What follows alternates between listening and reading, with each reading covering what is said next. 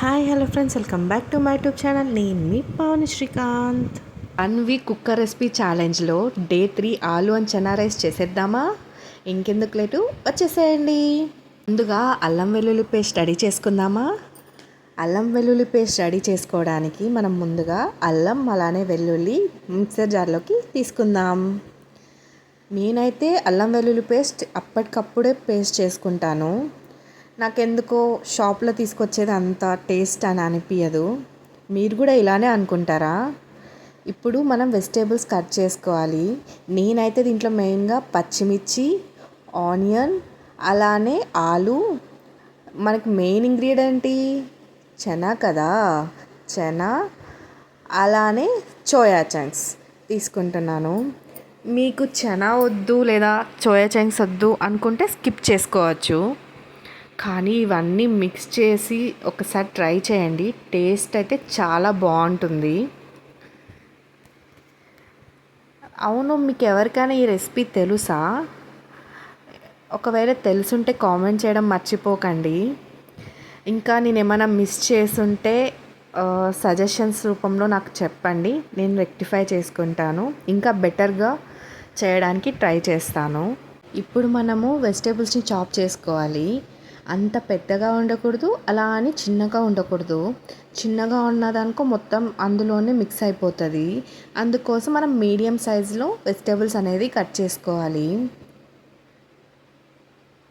మాకు ఇక్కడైతే ఫ్లైట్స్ ఫుల్గా వెళ్తున్నాయి, అందుకోసమే బ్యాక్గ్రౌండ్ అనేది ఆఫ్ చేసేసాను. మీకు కొంచెం కన్ఫ్యూజన్ వచ్చేస్తుంది కదా, దానికోసం. నేనైతే ఇది ఒక 2 మెంబర్స్కి అయ్యేలాగా చేస్తున్నాను. మీరు ఒకవేళ ఎక్కువ మందికి చేసుకోవాలనుకుంటే క్వాంటిటీస్ అనేవి ఇంక్రీజ్ చేసుకోండి. ఇది 2 మెంబర్స్కి అయితే కరెక్ట్గా సరిపోతుంది.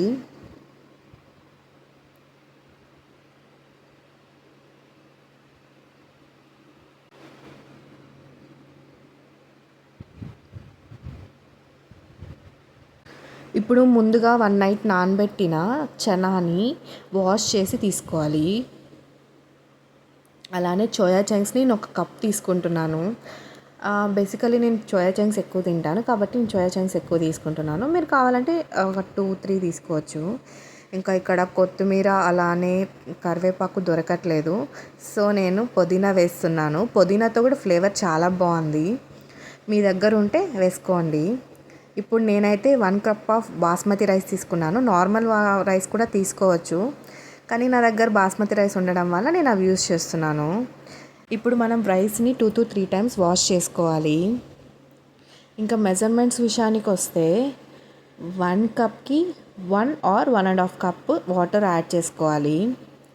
అంటే మనం ఎక్కువ పొడి పొడి ఉండాలి, మెత్త ముద్ద కాకూడదు అనుకుంటే 1 కప్ వేసుకోండి.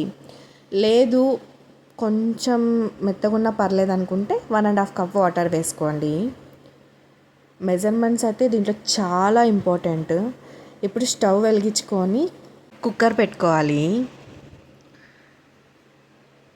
కుక్కర్లో గీ అలానే ఆయిల్ అనేది నేను ఈక్వల్గా తీసుకుంటాను. అది మీకు నాకు తెలిసిన వీడియోస్ చూసిన ప్రతి ఒక్కరికి అర్థమైపోయి ఉంటుంది.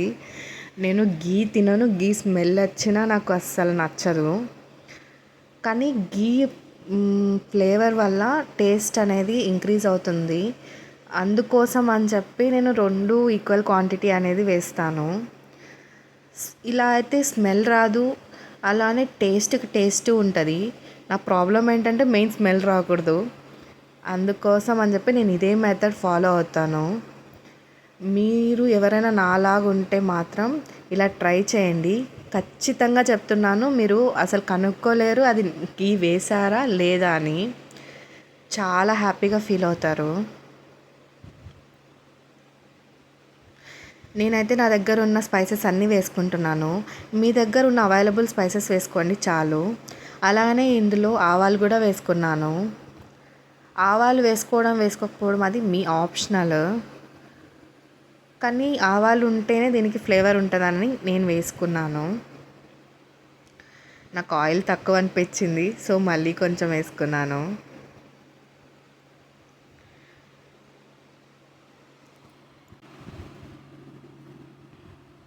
ఇప్పుడు ఇందులో పచ్చిమిర్చి యాడ్ చేసుకున్నాను.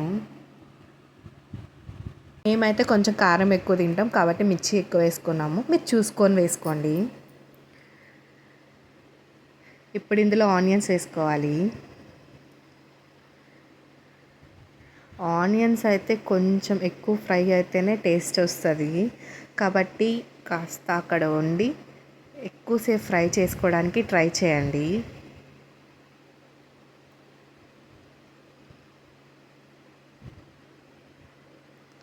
నా వీడియో మీకు బాగానే అర్థమవుతుందని అనుకుంటున్నాను.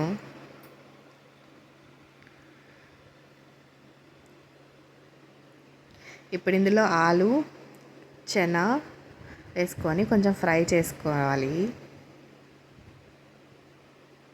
ఇప్పుడు ముందుగా మనం పక్కన ఉంచుకున్న సోయా చంక్స్ యాడ్ చేసుకోవాలి. అన్నీ వేసేసి సాల్ట్ వేయకుంటే ఎలా అండి, టేస్ట్ బాగోదు కదా. కాబట్టి ఇప్పుడు మనం సాల్ట్ యాడ్ చేసుకుందాం.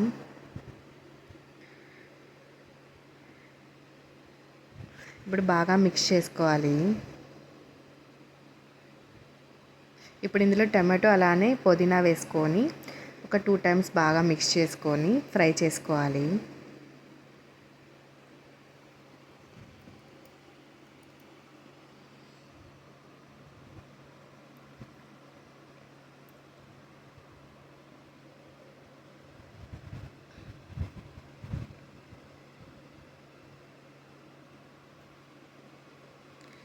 ఇప్పుడు మనం ముందుగా రెడీ చేసి పెట్టుకున్న అల్లం వెల్లుల్లి పేస్ట్ని ఇందులో వేసుకోవాలి. అల్లం వెల్లుల్లి పేస్ట్ అనేది కొంచెం ఫ్రై అయితేనే బాగుంటుంది, అందుకోసం నేను కాసేపు లో ఫ్లేమ్లోనే పెట్టి చేశాను. అబ్బా స్మెల్ వస్తుంది, అసలు అల్లం వెల్లుల్లి పేస్ట్ వెయ్యగానే స్మెల్ అనేది వస్తుంది చూడండి. అబ్బా ఆ ఒక్క స్మెల్తో కడుపుని ఫుల్ అయిపోతుంది. ఏమంటారు?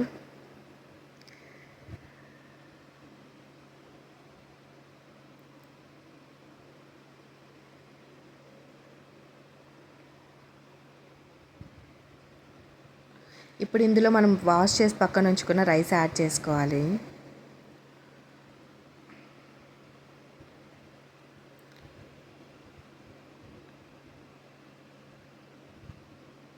మీరైతే ఇదంతా వేసిన తర్వాత ఒకసారి సాల్ట్స్ అనేది చెక్ చేసుకోండి. సాల్ట్ కన్సిస్టెన్సీ అనేది కొంచెం ఎక్కువ ఉన్నా తక్కువ ఉన్నా తినలేం కదండి. అందుకోసం ఇప్పుడు టేస్ట్ చేసినప్పుడు సాల్ట్ లెవెల్ తక్కువే ఉంటుంది. తక్కువ ఉంటే బాయిల్ అయిన తర్వాత కుక్ అయిన తర్వాత అది సెట్ అయిపోతుంది అని మీనింగ్. అంటే దానికి మీరు అంటే సాల్ట్ తక్కువ ఉందని చెప్పి మాత్రం వేయకండి, ఇది నా సజెషన్. 1 or 2 విజిల్స్ పెట్టుకుంటే సరిపోతుంది. 1 విజిల్కే మొత్తం కుక్ అయిపోతుంది.